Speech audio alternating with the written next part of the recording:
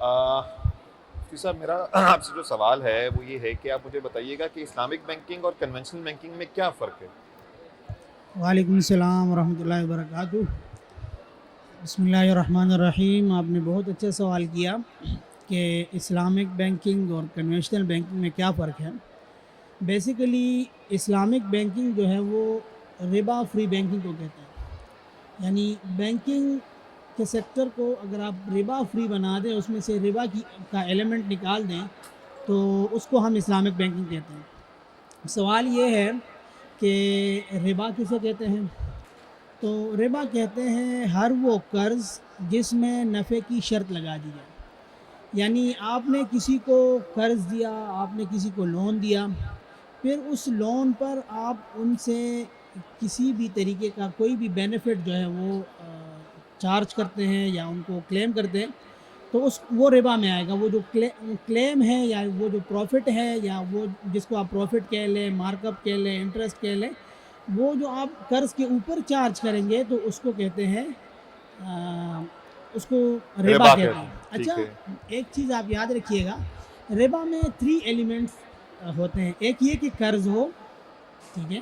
دوسری چیز ہمارے پاس ہے کہ اس پر ایکسیس جو ہے وہ چارج کیا جائے۔ اچھا، وہ جو ایکسیس ہو وہ بھی کنڈیشنل ہو، یعنی اس کی شرط لگا دی جائے۔ لیٹ سپوز کوئی شخص کسی دوسرے آدمی کو قرض دیتا ہے، پھر اتنے ہی پیسے وہ اس سے واپس لے لیتا ہے، تو یہ ٹرانزیکشن بہت اچھی ٹرانزیکشن ہے اور اسلام نے اس کی ترغیب دی ہے۔ دوسری چیز جو ہم دیکھتے ہیں اسلامک بینکنگ میں، جسے ہم بچتے ہیں، وہ یہ ہے، اور ربا کے ڈیفینیشن میں بھی وہ آتی ہے، وہ دوسری چیز یہ ہے کہ ہم نے اس پر کوئی چارج نہیں کر سکے۔ آپ نے کسی کو قرض دیا، آپ نے اوپر کچھ چارج نہیں کیا، لیکن لیٹ سپوز اگر وہ آپ کو اپنی مرضی سے کچھ اوپر دے دیتا ہے ایک احسان کے بدلے میں، احسان کے بدلے احسان، تو وہ بھی ربا میں نہیں آئے گا۔ اور اسی طرح اگر آپ نے یہ تینوں شرائط پوری کر دی، مثال آپ نے کسی کو قرض دیا، اس کے اوپر ایکسیس چارج کیا، اور وہ آپ نے باقاعدہ کلیم کیا، اس کو آپ نے باقاعدہ ان کو بتایا کہ ہم یہ ایک کنڈیشنل ہے ہماری طرف سے، تو وہ ربا میں آ جائے گا۔ تو اسلامک بینک نے ربا کو ایوائڈ کیا ہے۔ تو ہم الحمدللہ اسلامک بینکنگ جس طریقے سے کر رہے ہیں جس میں ہم ربا کا ایلیمنٹ نہیں آتا ہے، اس کی وجہ یہ ہے کہ ربا کا ایلیمنٹ اس میں اس لیے نہیں آتا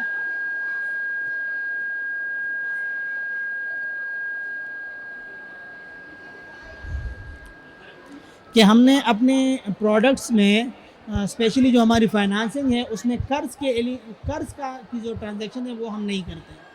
اچھا، دوستوں مفتی صاحب میرا سوال یہ ہے آپ سے کہ ایک عرف عام میں یہ سمجھا جاتا ہے کہ کنونشنل بینکنگ اور اسلامک بینکنگ دونوں ایک جیسی ہیں، دکھنے میں ایک جیسی لگتی ہیں۔ اگر عام عوام کی بات کریں جو بینکس میں آتے ہیں، برانچز میں آتے ہیں، وہ کہتے ہیں یار یہ تو ویسا ہی ہے، کیونکہ اس میں بھی وہی پروڈکٹس ہیں، وہی ڈپازٹ ہے، وہی وڈرال ہے، وہی اکاؤنٹ ہے، وہی سیونگ بھی ہے، تو ہم اس کو کیسے مختلف کہہ سکتے ہیں کہ کنونشنل بینکنگ اور اسلامک بینکنگ دو الگ الگ چیزیں ہیں؟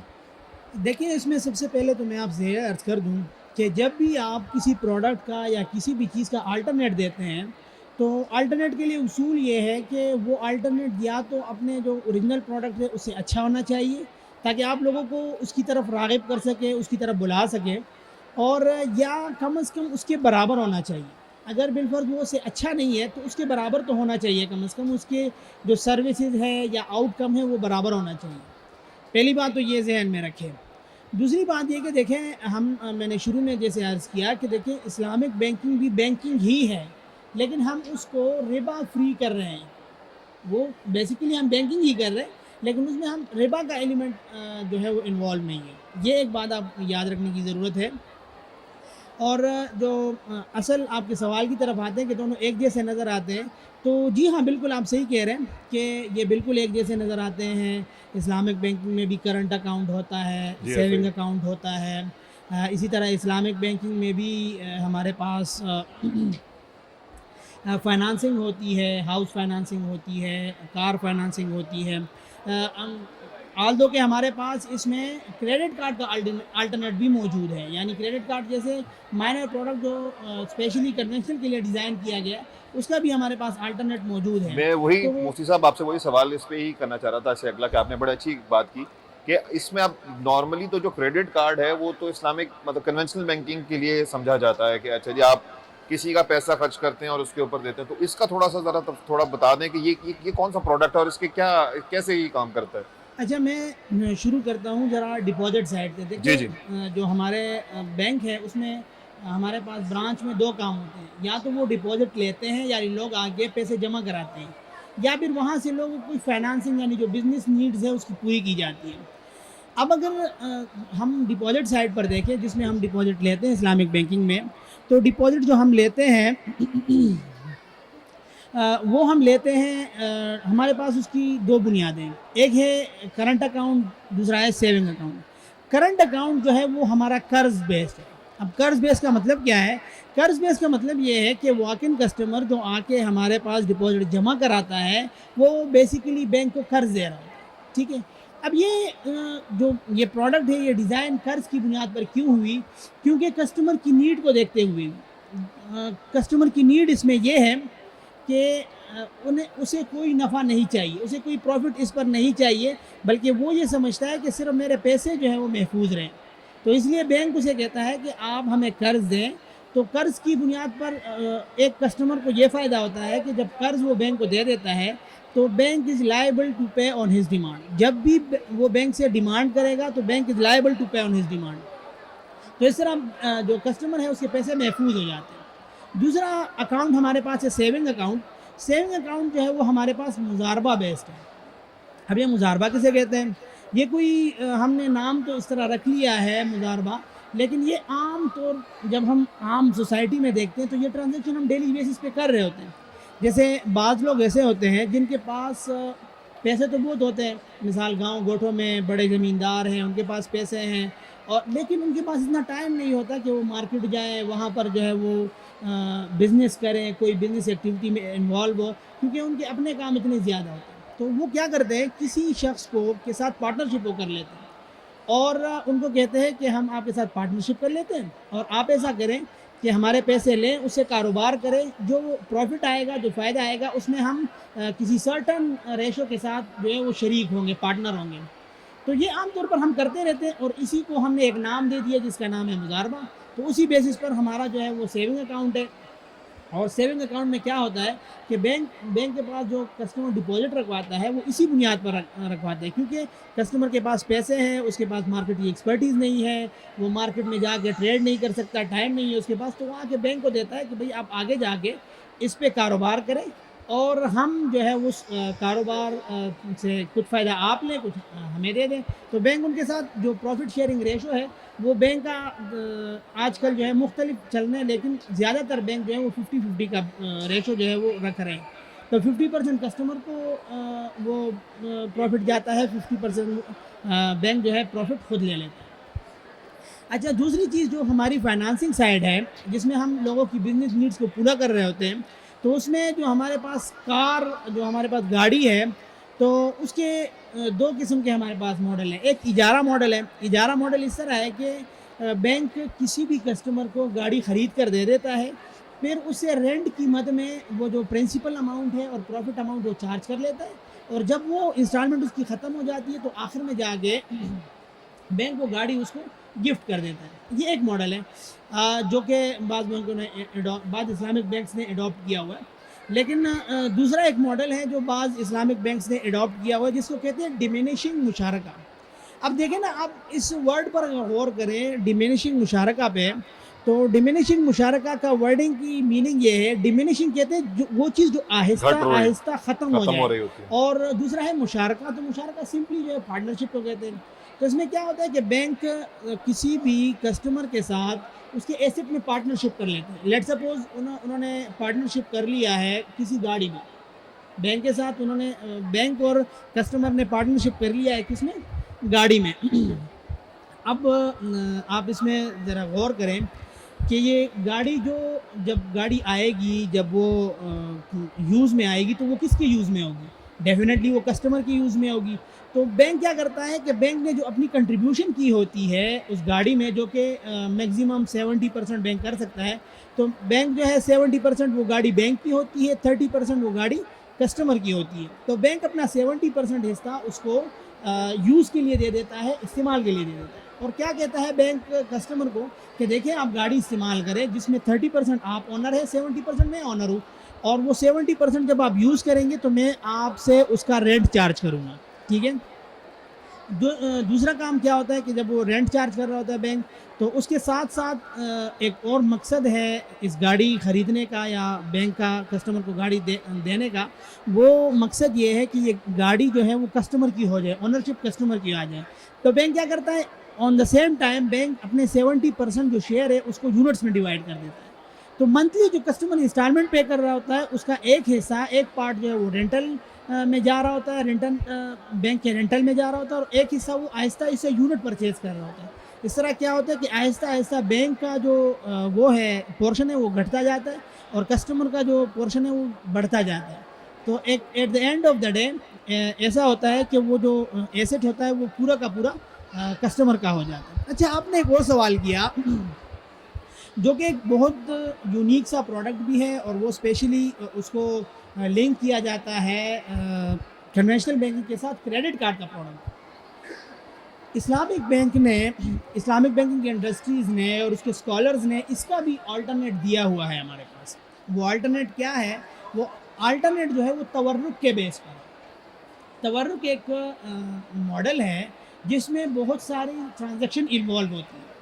اب دیکھیں نا, میں نے اب شروع میں عرض کیا کہ جو ربا کی ڈیفینیشن ہے اس میں ہم نے کہا کہ ہر وہ قرض جو جس میں نفع کی شرط لگا دی. شرط نہ لگے. اب دیکھیں اسلامک بینکنگ کی یہ مجبوری بن گئی کہ وہ کسی کو کیش جو ہے نا وہ قرض نہیں دے سکتا, لون نہیں دے سکتا, لوننگ نہیں کر سکتا اسلامک بینک. تو وہ کیا کرے گا کہ اسلامک بینک لون بھی نہیں دے سکتا, اور اگر لون دے گا تو اس پر کوئی پروفٹ چارج نہیں کر سکتا. لیکن پروفٹ چارج کرنا یہ بینک کی مجبوری ہے. آپ کو پتہ ہے کہ بینکنگ کی جو سیکٹر ہے اس میں پروفٹ چارج کیے بغیر کوئی بھی فائنانسنگ نہیں ہوتی ہے, آپ کو بھی پتہ ہے. دوسرا یہ کہ ہم نے جن لوگوں سے پیسے لیے ہوئے ہیں اور جن کو ہم یہ کہتے ہیں کہ ہم آپ کے پیسوں پر آپ کو پیسے کما کر دیں گے, تو ان کے ساتھ بھی مس کمٹمنٹ ہو جائے گی, کیونکہ ہم نے تو ان کو کہا تھا کہ یار ہم پیسے کما کر دیں گے, یہاں پر ہم قرض دیں گے, قرض پر ہم کچھ چیز کما نہیں سکتے.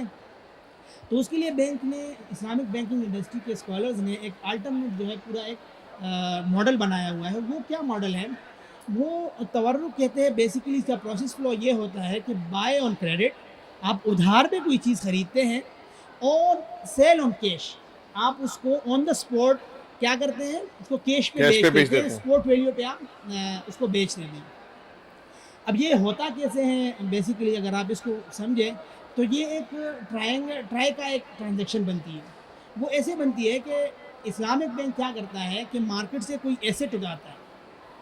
لیٹ سپوز کسٹمر ہے, اس کو 1 لاکھ روپے کی نیڈ ہے, 1 لاکھ روپے کی 100,000 کی اس کو نیڈ ہے. تو بینک کیا کرتا ہے کہ 100,000 کا کوئی بھی ایسٹ مارکیٹ سے اٹھا لیتا ہے.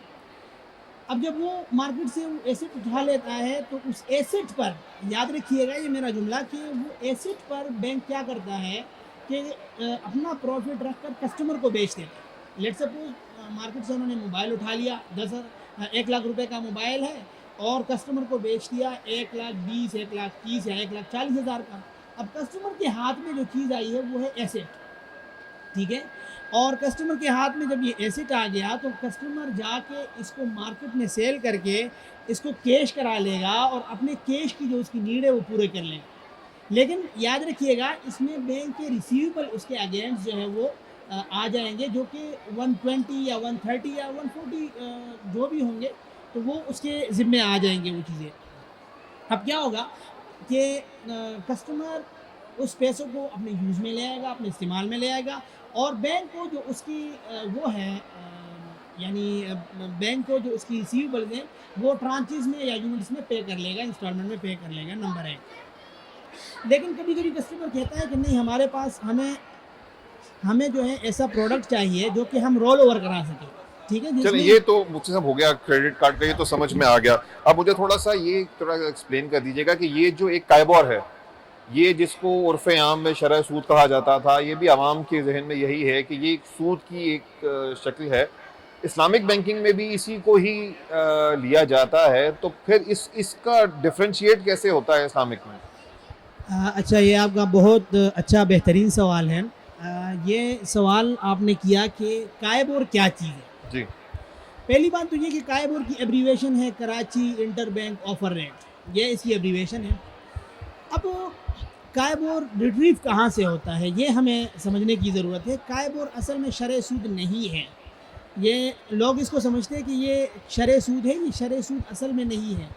بلکہ کیا تھا, جب اسلامک بینکنگ نہیں تھی تو چونکہ ساری بینکنگ جو ہے وہ کنونشنل تھی اور سود کی بنیاد پر جا رہی تھی, تو اس لیے لوگ اس کو شرح سود ہی سمجھنے لگے تھے. لیکن کائبور کا میں ذرا آپ کو بتا دیتا ہوں کہ کائبور ریٹریو کہاں سے ہوتا ہے. تو کائبور جو ہے وہ ریٹریو ہوتا ہے ہمارے پاس مانیٹری پالیسی سے, اور مانیٹری پالیسی جو ہے وہ اناؤنس کرتی ہے ہمارے پاس اسٹیٹ بینک. اب دیکھیے نا, اسٹیٹ بینک کوئی بھی پالیسی اناؤنس کرے گا تو اس کے لیے اس کے پاس کوئی بیس ہوگا, لازمی بات ہے, کیونکہ وہ اتنی بڑی فائنانشیل انڈسٹری کو لیڈ کر رہا ہے اور پاکستان کے تمام بینکنگ انڈسٹری کو لیڈ کر رہا ہے, تو اس کے پاس کیلکولیشن ہونی چاہیے, کوئی بیس ہونی چاہیے جس کی بنیاد پر وہ مانیٹری پالیسی دے. وہ بیس کیا ہے؟ وہ بیس بیسیکلی جو ہے وہ انفلیشن ہے. یعنی اسٹیٹ بینک دیکھتا ہے کہ مارکیٹ میں انفلیشن کتنی ہے. اب مارکیٹ میں جس قدر انفلیشن ہوتی ہے اسی طرح بینک کیا کرتا ہے کہ اسٹیٹ بینک جو ہے اسی کے مطابق مانیٹری پالیسی دیتا ہے. یعنی مانیٹری پالیسی کا مطلب یہ ہے کہ مارکیٹ میں جو آج کل مہنگائی چل رہی ہے, انفلیشن ہے, اس کا ریٹ یہ ہے, وہ مانیٹری پالیسی بن جاتا ہے. اس میں بہت سارے فیکٹرز انوالو ہوتے ہیں جو کہ ابھی ٹیکنیکلٹی کی طرف چلے جائیں گے کہ لیکویڈیٹی ایکسس ہے, اس وہ تو میں بالکل جی مارکیٹ ٹیکنیکل ہے. چیزیں اس میں. لیکن بہرحال جو at the end of the day وہ انفلیشن کے ساتھ لنک ہوتی ہے. اب جب اسٹیٹ بینک جو ہے وہ مانیٹری پالیسی دے دیتا ہے اور کہہ دیتا ہے بینک کہ ہمارے ملک میں مہنگائی کی شرح یہ ہے, تو جو بگ 5 بینک ہے ہمارے پاس, جو ایچ بی ایل ہے ہمارے پاس, نیشنل بینک ہے, U B L, M C B اور الائڈ بینک, یہ پانچوں جو ہے وہ آپس میں بیٹھ کے ڈسکس کرتے ہیں کہ نیکسٹ انٹرم میں یا نیکسٹ جو ہمارا ٹرم آ رہے ہیں اس میں ہم نے کا اپنا ریٹ کیا رکھنا ہے.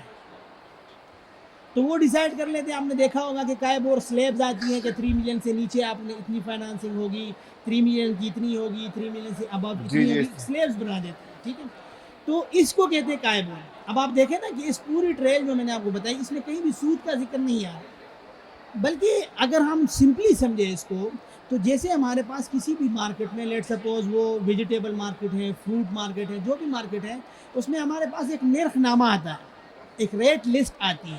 ٹھیک ہے, وہ جو ریٹ لسٹ ہے بیسیکلی بینکوں کی ریٹ لسٹ جو ہے وہ قائم ہے. تو اس کا سود کے ساتھ کوئی لنک ہی نہیں ہے, بلکہ ہم نے چونکہ بہت زیادہ میڈیا وغیرہ میں یہ سنا کہ یہ شرح سود, جی ایسا ہی ہے. تو اسی لیے لوگوں کے ذہن میں یہ بات بیٹھ گئی کہ یہ شرح سود ہی ہوتی ہے. تو بیسیکلی یعنی کہ اسلامک بینکنگ جو ہے وہ ایک ایسیڈ بیسڈ بینکنگ ہے. شریعہ جو کائبور ہے وہ ایک بینچ مارک کے طور پہ یوز ہوتا ہے. جی بیسیکلی یہ ایک بینچ مارک اور کیلکولیٹر کے طور پر یوز ہوتا ہے. اچھا, میں آپ کو اسلامک بینکنگ کے فوائد بتا دیتا ہوں کہ اسلامک بینکنگ کے فوائد کیا کیا ہیں. آپ دیکھیں نا کہ رشیا میں اور جو ہمارے یورپین کنٹریز ہیں اس میں بھی ماڈرن بینکنگ کے نام سے اسلامک بینکنگ اور ایسیڈ بینکنگ ہو رہی ہے. تو میں اس کے فوائد آپ کو بتا دوں. دیکھیں, اس میں جو بزنس ہماری کمیونٹی ہے ان کے لیے بہت چام موجود ہے. وہ چام یہ ہے کہ اسلامک بینکنگ جو ہے وہ ریئل بزنس پر جو ہے وہ یقین رکھتی ہے. وہ کیا کرتی ہے کہ وہ ریئل بزنس کرتی ہے. وہ کہتے ہیں کہ ہمارے جو اکنامک سائیکل ہے وہ رن ہو, ہمارے پاس جو وسائل ہے, جو ریسورسز ہیں وہ فلی یوٹیلائز ہو, جو ہمارے پیسے ہیں وہ کسی خاص لوگوں کے پاس جمع نہ رہے, بلکہ ہر فرد یعنی اس ملک کے یا اس سوسائٹی کے, اس اکانومی کے ہر فرد جو ہے نا اس سے مستفید ہو, اکانومک جو سائیکل ہے وہ رن ہو. چل ٹھیک ہے, بہت شکریہ جی, بہت شکریہ مفتی صاحب, بہت شکریہ آپ کا. جزاک اللہ جی. السلام.